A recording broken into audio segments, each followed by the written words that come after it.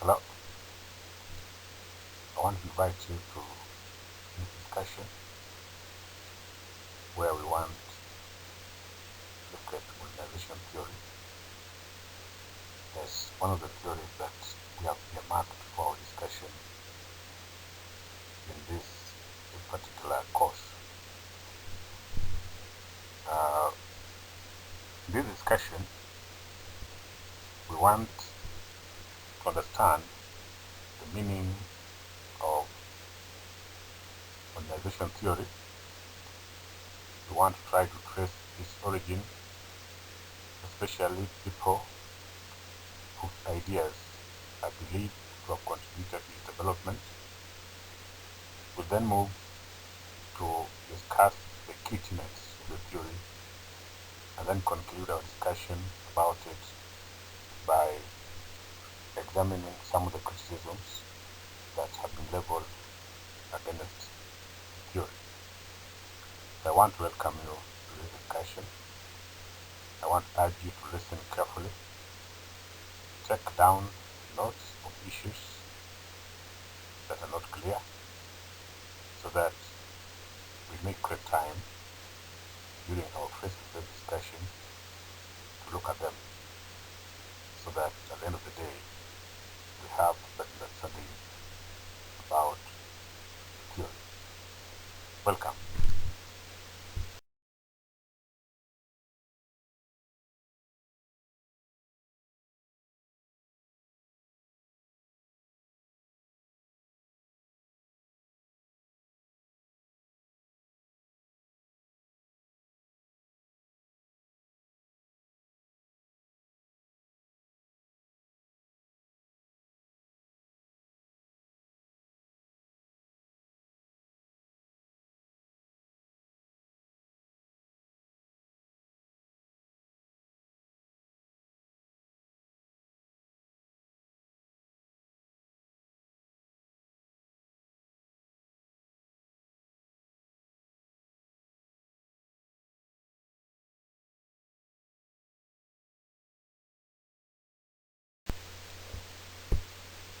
Let's begin by understanding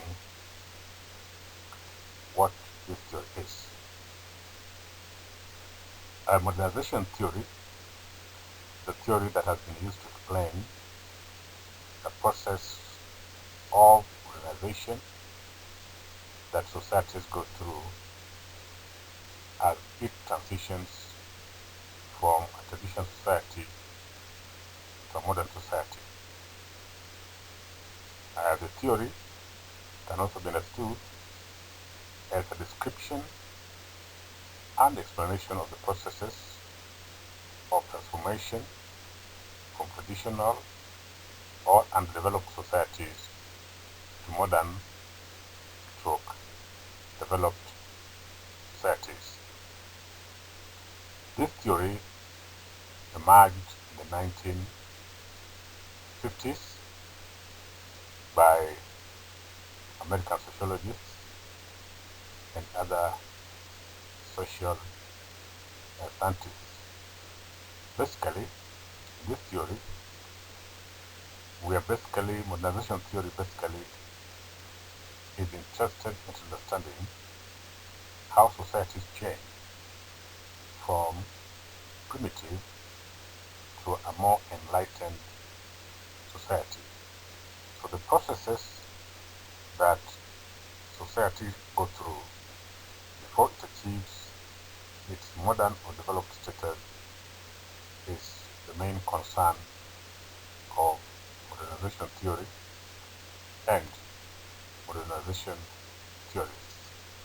This theory, as you can see, has existed for quite several decades, almost 70 decades, and therefore it remains one of the most important theories where scholars attempted to understand the transitions that societies go through before they become modern, complex, and self-reliant.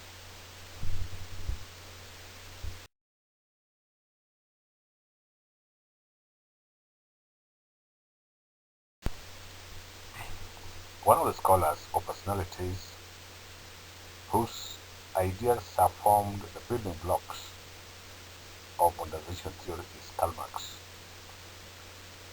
It should be remembered that Karl Marx theorized that as nations developed, nations here could have meant not modern nations the way we understood today. It could have meant societies, or they could have meant societies or communities, and therefore it could have a variety of meanings. Therefore, Marx theorized that as nations developed, adopting a communist approach to governing, such as eradicating private property, would end conflict, exploitation, and inequality. In other words, Marx suggested that for a nation or a community or a society to develop, that society must adopt a communist approach to governance. And when it does that, it should focus at eradicating poverty and ending conflict between different classes in society, ending exploitation of the many by the few, and also ending inequality. In other words, according to Marx, as it is understood, a society becomes developed or modern when it has eradicated poverty, it does not have serious conflicts, there is no exploitation, and also inequality does not exist. But Marx further asserted that economic development and social change would lead developing nations to develop into a society much like that of socialist societies. Still, there is greater emphasis as to what development means in the understanding of Karl Marx. Indeed, when you look at now the modern day arguments about modernization theory, part of its key tenets is the desire to eradicate poverty, the desire to reduce inequality. And these are some of the issues that Marx emphasized more in his earlier writing, both as a sociologist, economist, as well as a philosopher.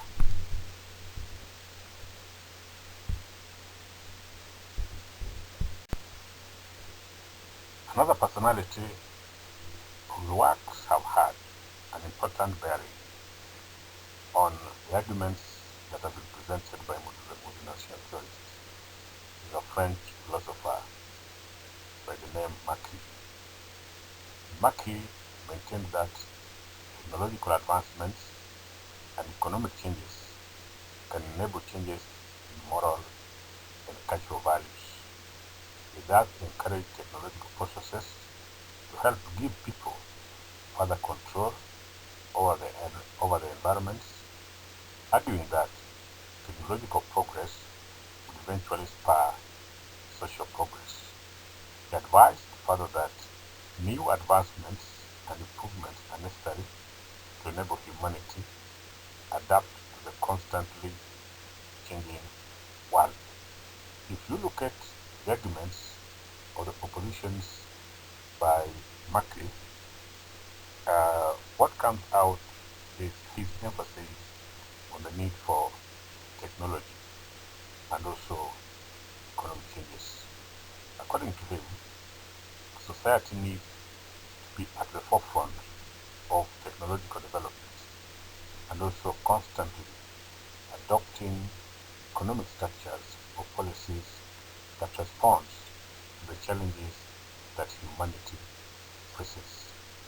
In his understanding, therefore, for a society to develop, that society must invest in technology and must invest in knowledge that brings about sound economic policies that is able to address the challenges faced by humanity. If that is done, Marquis believed that it is possible for human moral and cultural values to be upgraded and to be those that advances rather than undermine societal progress. So that, again, if you look at the modern day arguments as proposed by modernization theorists, they have placed technology and sound economic policies at the center of their arguments, and they've advanced the idea that these two processes are important prerequisites for a society to move from a primitive to a modern society. Therefore, the ideas of Marquis have indeed contributed greatly to the modern day understanding of what modernization theory is. Another scholar and personality whose ideas have also been instrumental in the development of modernization theory is Immanuel Durkheim. Durkheim was a French sociologist and philosopher who developed the concept of functionalism, which stresses interdependence of the institutions of society and their interaction in maintaining cultural and social unity. His famous work, The Division of Labor in Society, details how social order maintains society and how primitive societies might make the transition to more economically advanced industrial societies. His idea of social evolution also outlines how societies and cultures progress through several stages, starting from a simplistic level and then developing into a more complex one. And according to Durkheim, societies adapt to their surrounding environments, but they interact with other societies, which further contribute to their progress and development. If again we juxtapose the ideas of Immanuel Durkheim with the key tenets of modernization theory, there is also a lot of similarity in the sense that there are certain structural weaknesses or structural changes that modernization theorists stress that countries or nations or societies need to adopt in order for them to be more accommodative to scientific and industrial development.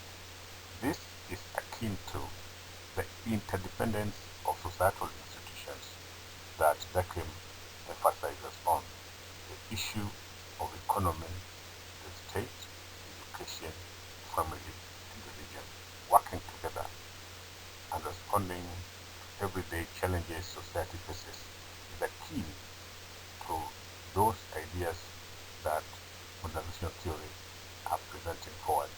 For instance, the need for a better understanding of family and adopting family values that encourages individualism rather than collectivism, the need for investments in science and technology is akin to the need for investments and advancement in education systems, the need for proper governance, elimination of corruption and other practices. Those are keen to what Immanuel Durkheim stresses, in the sense that the state, as part of societal structures, also need to work hard to ensure that it places mechanisms that allow human progress. In a sense, therefore, if you look at what Immanuel Durkheim is stressing in his various writings and sociological as well as philosophical arguments, they are more or less similar to those that have been used by modernization theorists. Therefore, the works of Immanuel Durkheim have had significant contributions in shaping the way modernization theorists have conceived or perceived society and the proposals that they have given as a way forward that can enable society now to advance from a primitive to a more modern society. So, Immanuel Durkheim's contributions are therefore quite key and important to understanding of modernization theory as it is today. Another scholar and personality whose ideas have been pivotal in the development of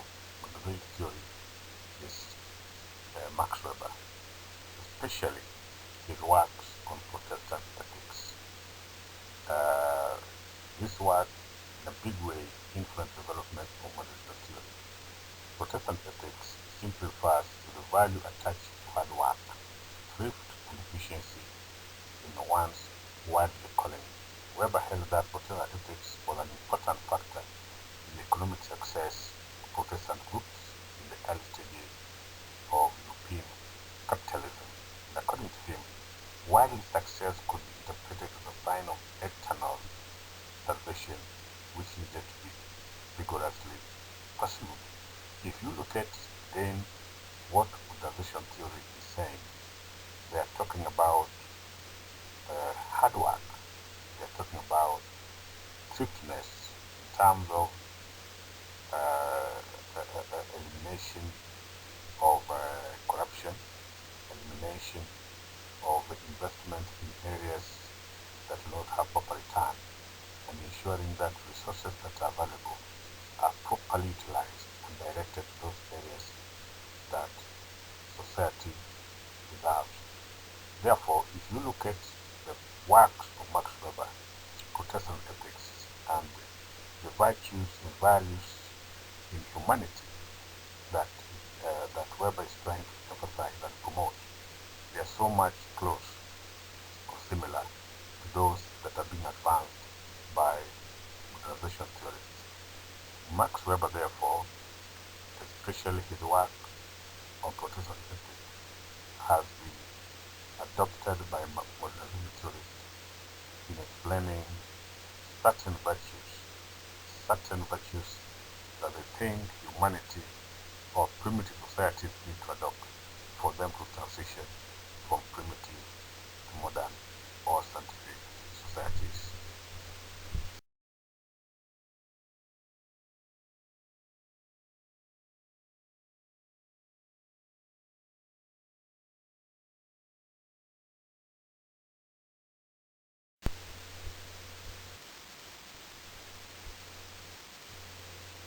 Rostow is yet another scholar whose works have been important in the development of modernization theory. Rostow theorized that each developing country could be placed into a category or stage of development. And he talks about various stages of development, numbering about 5. The first is what he calls traditional society, which according to him is largely agricultural based. Then this one moves to the stage that is called preconditions for takeoff. And for a country to take off from agrarian society to a more industrial society, Rostow argued that such a country or such a society must be characterized by a predominantly high number of entrepreneurial personnel, so that the spirit of entrepreneurship is an important element in the transition or transformation of a society from traditional to a scientific or modern one. Then the third stage is the one that he calls the takeoff stage. This takeoff stage is a period of rapid economic growth. Of course, if a country is successful at stage 2, where sufficient level of entrepreneurship is at its best, then a lot of entrepreneurial activities will always spur economic growth. Then the fourth stage is what we call the maturation. Maturation stage is the economic development, which slows to a more consistent rate. In other words, after a period of rising economic development or rapid economic development growth, a stage reaches when now economic development growth stabilizes. It appears slow, but it stabilizes. Neither too fast, neither does it go down. At that level, therefore, it is now possible for a country to accumulate wealth and use the wealth generated to invest in additional capital projects. Then the last stage is the mass production or mass consumption stage. This is the real period in which real income increases. So that it is a point that now a country has been well prepared as consumers to population are now well prepared to be consumers. They have the purchasing power. And if that's the case, then now it forces factories and industries and producers to produce goods that are sufficient to meet the demands of its population. If that is possible, then through mass production and mass consumption of goods and services, it is now possible for a country to now become industrialized. So this is the ideas that Rostow proposes, in which he thinks every country will have to undergo these stages, and in the process, that country or that nation will now achieve a developmental status. Let us now turn our attention to the key arguments of this theory. One is that societies follow a predetermined sequence of development stage, from traditional economies, transition to takeoff itself, drive to maturity, the age of high consumption, and then post-industrial society.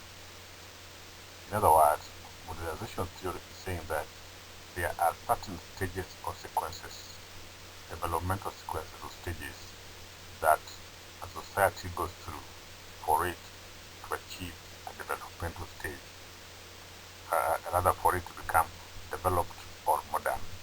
And this is what they are calling traditional economy, transition to takeoff itself, drive to maturity, age of high consumption, and then post-industrial society. That's an important argument or important proposition of this theory.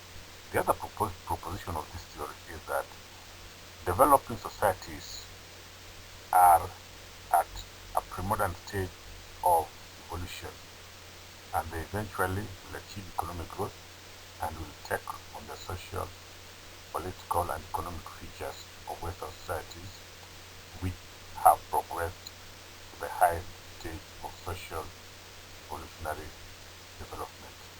In other words, the societies that modernization theory categorizes as developed and those that are developing.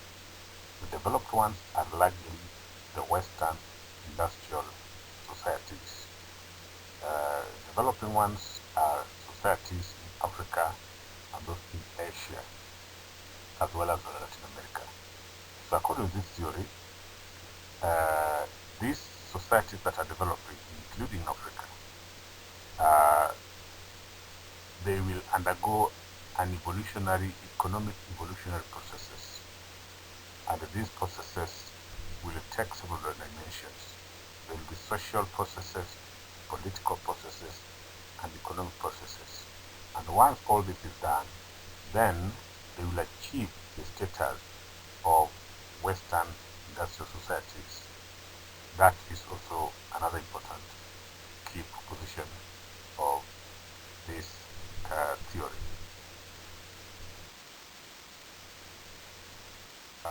The other proposition of this theory is that societal internal factors such as illiteracy, traditional agrarian structure, the traditional attitude of the population, low division of labor, and lack of communication infrastructure are responsible for underdevelopment.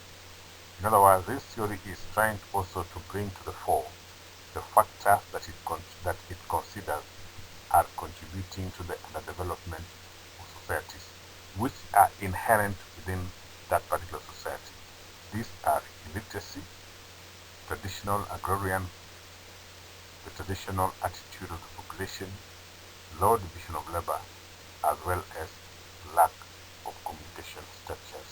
In other words, these are the primary factors that modernization theorists consider as being what undermine development of the societies, and perhaps efforts need to be placed on them for them to be overcome, so that such societies can now be more developed and assume features that are similar to those of their counterparts in the West.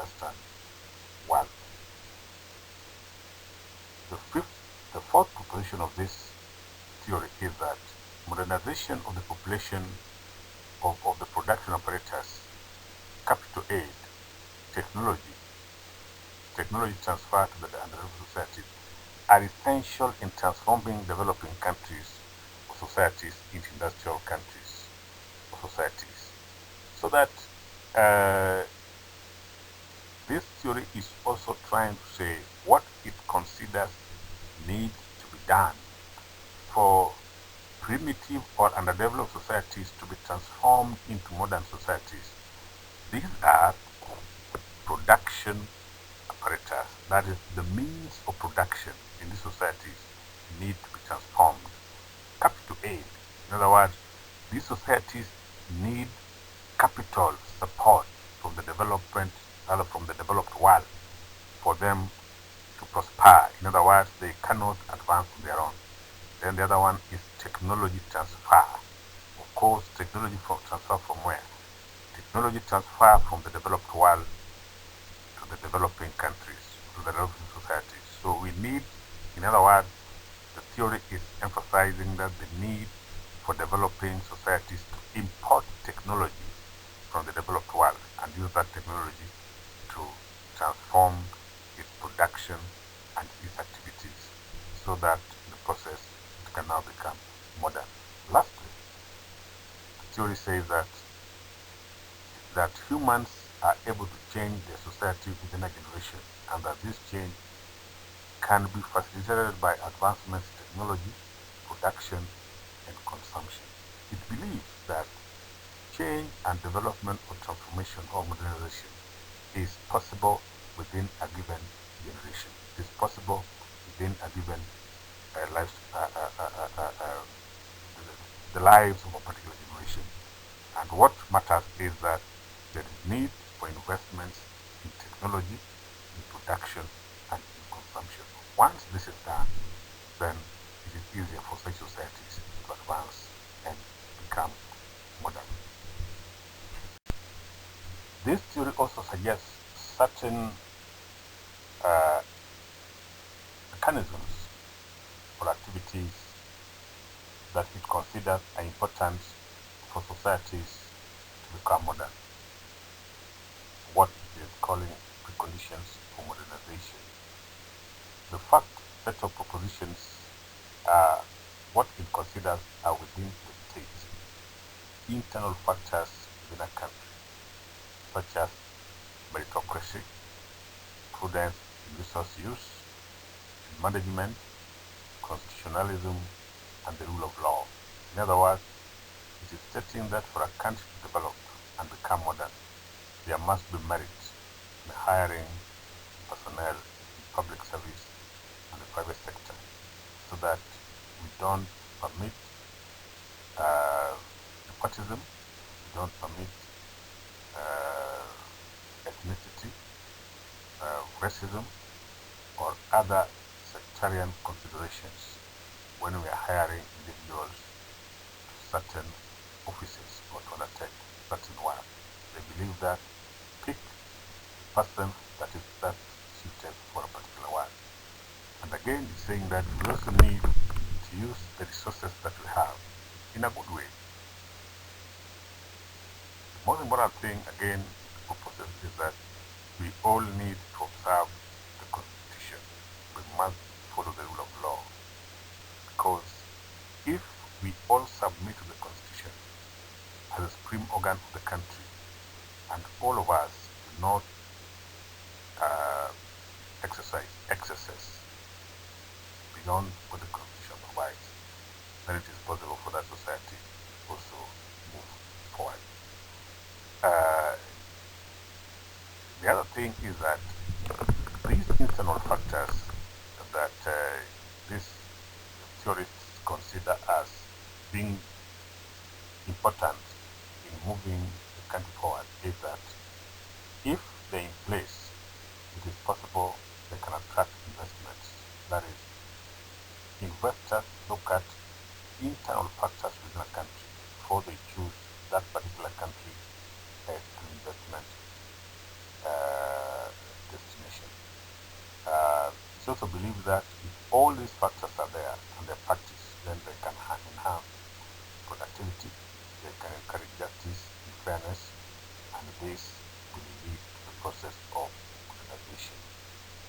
Additionally, for a country to become more developed, this theory is proposing that the country must enjoy both internal and external stability. That is, there must be internal stability, because civil strifes, civil wars, or political conflicts in a country can distract the attention of leaders and the attention of investors from focusing on what is really good for that particular country, and therefore directing their resources towards maintaining conflict.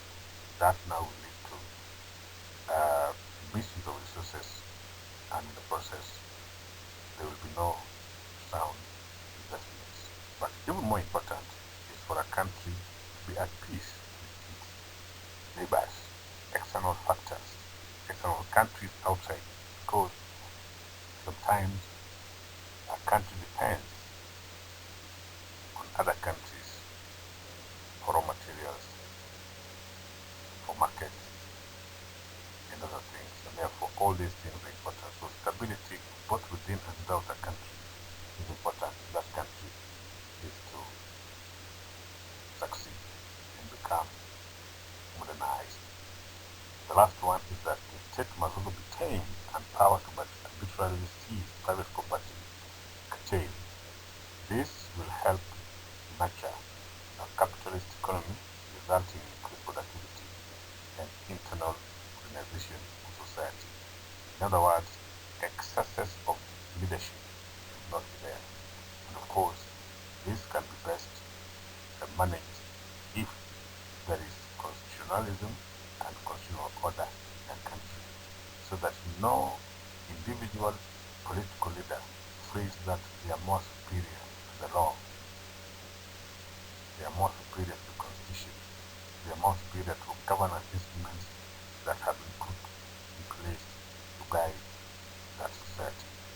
So these factors that are internal in the country, which we call state mechanisms, they are important, and if they are put in place, then that country has the potential of progressing and therefore becoming modernized.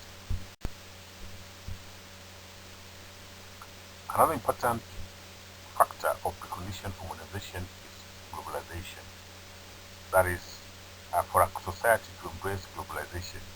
But what then is globalization? Globalization is the integration of economic, political, and social cultures in a global context.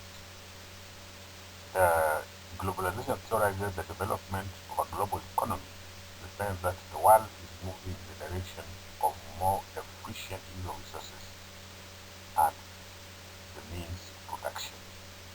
We know that globalization has been powered by advanced air transport, telephony, television, news services, online services, among others. Therefore, for a country to develop, it is important for a country to invest in these areas. It must invest in air transport, it must invest in telephony, it must invest in news network or media, and also permit online services to take place without much restrictions. What is required are appropriate regulations that are friendly to business. Therefore, the benefits of investing in these sectors or being part of the global community will include mass tourism, will enhance international trade, will enhance exportation of critical labor, music, art, and other forms of creative industry. So that for a country to develop and become modern, modernization theorists are proposing that these countries must embrace globalization rather than resisting it. And one way of embracing globalization is they must invest in areas that enhance globalization, so that they must invest in air transport, telephony, new services, and online services, because these are important marks and important factors that enhance globalization. These investments, if properly done, it will lead to mass tourism, so that a country will get so much foreign exchange from tourism. A country will be a leader or tech sensitive in international trade. A country will be in a position to export the labor that it considers as excess. It will export its culture, such as music, art, and other forms of creative industry.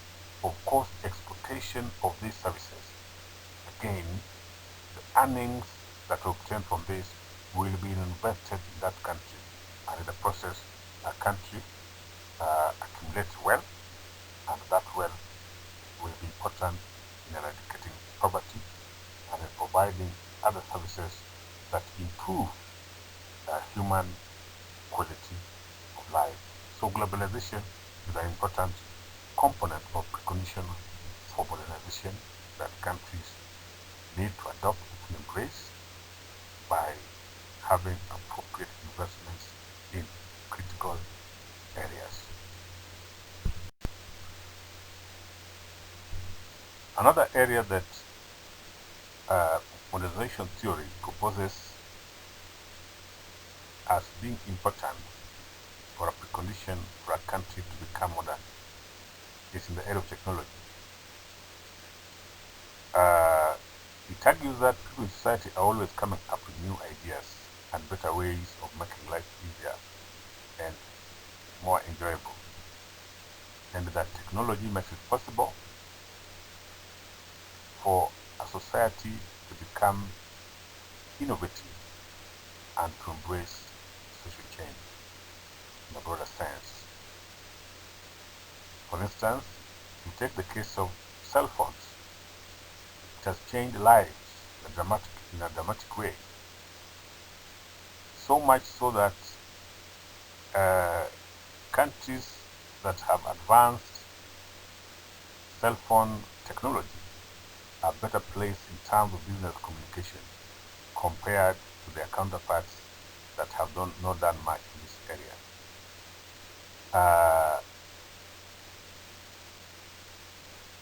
Therefore, investment in technology is an important precondition for development, so that societies are being encouraged as much as possible to ensure that they put appropriate investments in technology and they put structures and incentives that encourage innovation, because it is through innovation that society will become food secure because of improved agricultural production, that society will become competitive in the global market because of its strategic investments in the area of telephony, and will become more democratic because of its investments and enactment of laws and policies that permit a free media, and a free media will permit free communication and make society more liberal. Investors want to put their resources or their money in countries where they know they are not going to be held hostage by the political class.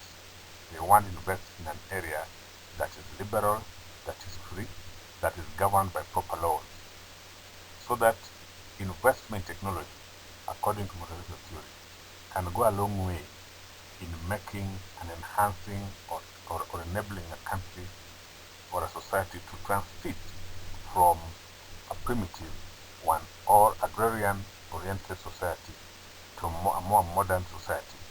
So this is an important area that modernization theorists consider as being important for countries or societies to embrace if they are to transit from a primitive to a modern society. Let us now look at the criticisms that have been leveled against modernization theory. One of the criticisms is that critics think that modernization theory is out to advance the agenda of the Western capitalist nations. That the theory was partly created with the intention of justifying the position of Western capitalist countries, many of whom were colonial powers at the time, and discrediting communism. Of course, it should be understood here that competition between communism and capitalism at the height of World War was pivotal, and therefore people tend to think that governments and scholars embarked on ways and means of discrediting the opposing economic policies of capitalist and communist states. Critics therefore think that modernization theory was one such step that was taken by Western scholars.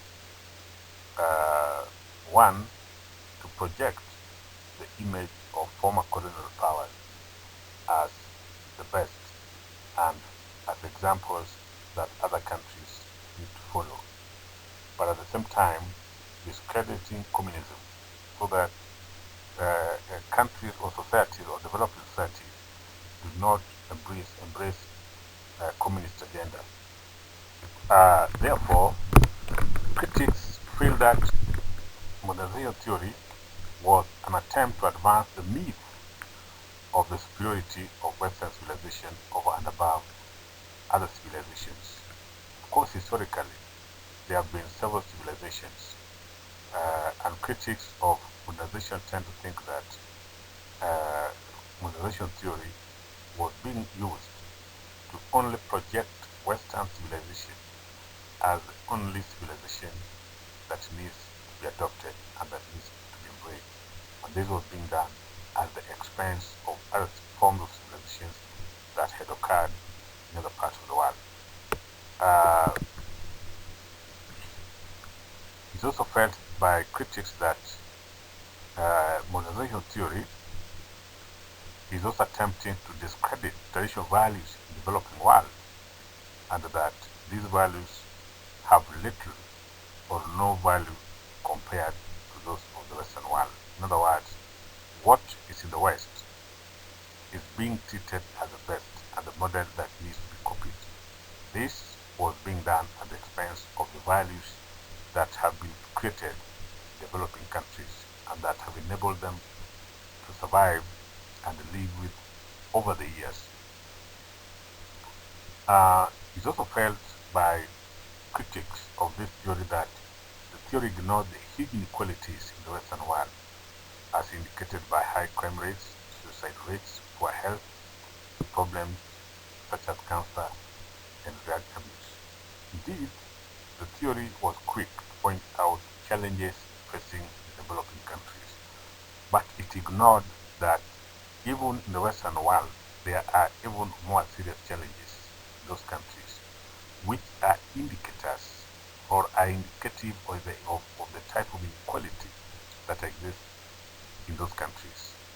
And some of these are high case of crime, high incidence of suicide, issues of poor health leading to a lot of lifestyle diseases, and also issues such as alcoholism and drug abuse.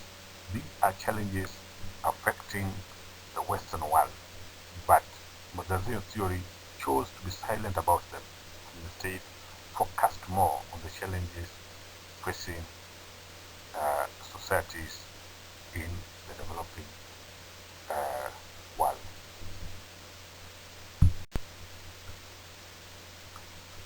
Another criticism that has been leveled against modernization theory is that one of exploitation. And critics have argued that development being propagated in the theory is not development per se, but rather about changing societies just enough so that they are easier to exploit, making Western countries and companies richer and opening them up to exploit cheap natural resources and cheap labor. So that critics argue that the agenda of modernization theory is not so much in the interest of the developing societies, but rather to make developing societies exploitable, and that the promotion of foreign aid without emphasis on transparency and accountability in the utilization have led to much aid being siphoned off by corrupt elites and government officials. Indeed, as we looked at earlier, there is greater emphasis for aid to be provided to developing countries, the means of enabling them become modern or modernized. But it is interesting that while aid is being given, the people who give or countries that provide this foreign aid are not so much concerned as to whether the aid being provided is going or is being used for the intended purposes. So what has happened is a case in which the local elites have turned out to be the greatest exploiters of the resources that are being provided by the Western world to the developing countries as a means of developing them. Most of the countries that provide aid are so much silent on how well the aid they are providing is being utilized, and therefore their silence has contributed to corruption, has contributed to lack of accountability and diversion of resources from helping the entire society to enriching individuals in government and those in business that are closer to those in government. And therefore, according to critics, AIDS has led even to greater inequality than was anticipated, because aid is being used by those in power to enrich themselves and their cronies, and widening the inequality between the rich and the poor in the developing countries. So provision of aid without sufficient mechanisms to monitor its use and utilization, according to critics of this theory, is amounting to exploitation of the locals by their own power elites. And as long as that is done, then there is no modernization or development that these countries can achieve. It is also being felt by critics of this theory that modernization theory is propagating dependence syndrome, so that it is promoting outside help as the antidote for the development. And this one is leading to the downgrading of the role of local knowledge and initiatives in development. It is telling us that import development, import technology, get assistance from the developed world so that you can develop. Now, there is no emphasis on the promotion, development, and enhancement of local knowledge, so that there is a possibility of self-reliance. So the place of local knowledge and local initiatives in local development is not being emphasized. And as long as these countries become recipients of aid and technology, then it will stifle the local development of knowledge and the participation of the local communities or religious communities in their own development. And in the process, they will become dependent on aid, dependent on the outside world for support, so that even mundane things that ordinarily they were able to develop to help themselves over and to cover, they will now end up looking for help from outside. This one, according to critics, is not good because it is encouraging a stage in which these countries will become more and more dependent on the outside world, and in the process not developing their own capacities to deal with their own issues.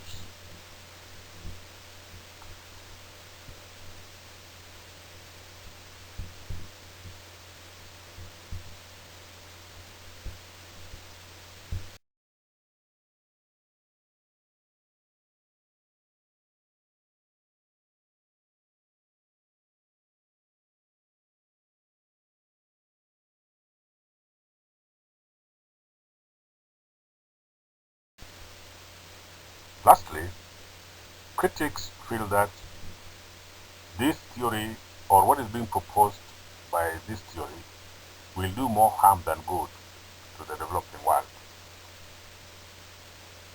For example, they take the case of development projects such as dams in parts of the developing world, and these dams have led to forced population displacements, where in most cases these displacements have disregarded compensation of the locals, or if at all there is compensation, it is too little to enable these people lead lives that are either equal to or better than the ones they had before displacement. Again, it's also been felt that the presence of Western technology in developing countries has in some instances led to widespread inequality. For example, if you look at technology such as computers, cell phones, satellite television, and others,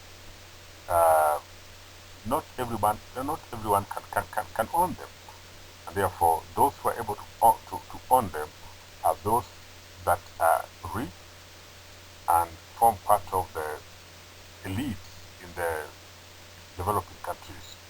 Therefore, this technology is not in any way trying to narrow down the gap in equality. Instead, it is widening, because as you bring them, they are so expensive that those who can afford them are the upper class, and as the upper class continue to accumulate more of this Western technology, which leaves the lower class or the poor in the developing world with nothing in terms of technology possession. And that one now widens the gap.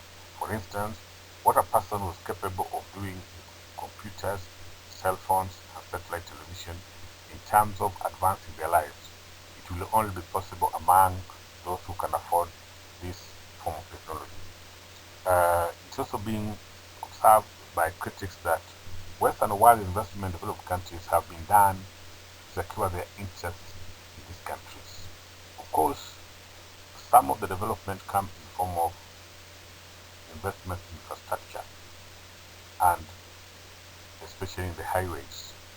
But it has been observed that some of the roads, railways, or air or sea transport, water transport, that are being funded by the developed world, they are largely designed to enhance or facilitate trade in these countries, so that they are able now to import, rather export their technology and finished products in the developing world. So that some of the roads are roads leading from agricultural farms to the seaports and airports. And the design here is that these countries are interested in agricultural produce from the developing world. So what they are doing is they are farming in these countries, and they want a transportation system that is smooth, so that the produce, fresh produce from these countries can be easily transported into their into the airports and seaports for eventual transportation into their countries. So that if you look at most of the developing countries, take for instance Kenya, much of the roads, railway, and air transport investments are targeting agricultural areas simply because the developed world are interested in agricultural products, coffee, tea, pyrethrum, and others, and they want a way in which these products can be easily transported from the farms to the ports and eventually taken to their countries in form of raw materials. Once they have processed them, again they will now export them to these countries, to the developed world, to the developing world in form of finished products, and then sell them at exorbitant prices. Otherwise, areas in the developed countries where the developed world have no interest, you will not find investments. For instance, look at pastorally zones in Kenya, northern Kenya. There are no roads because the colonialists or the developed world are not interested in livestock products. They're interested more in agricultural products. They're not interested in our meat. They're not interested in our pork. They're not interested in our mutton and others because they have the same in their countries. That's why they find no need of funding road projects in these countries because they don't find return in them in terms of raw materials that they need to process and again sell back to the developing countries at exorbitant prices.